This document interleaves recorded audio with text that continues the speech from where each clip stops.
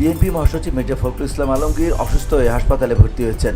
বিএনপির মিডিয়া সেলের সদস্য সাইরুল কবির খান জানিয়েছেন, রোববার সকালে রাজধানীর ইউনাইটেড হাসপাতালে ভর্তি করা হয় মির্জা ফখরুলকে।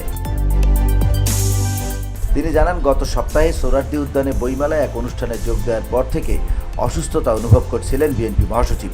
বইমেলার ওই অনুষ্ঠানে বইয়ের মোড়ক উন্মোচনের সময় প্রচুর ধুলাবালির কারণে শারীরিক সমস্যা দেখা দেয়। এরপর গত দুদিন ধরে তার শারীরিক অবস্থা আরও খারাপ হয়, যার ফলে চিকিৎসকের পরামর্শে হাসপাতালে ভর্তি হতে হয়। ধুলো, ময়লা ও ক্ষতিকর ধূলিকণা থেকে নিমিষেই মুক্তি দেয় চৌধুরী এয়ার পিউরিফায়ার।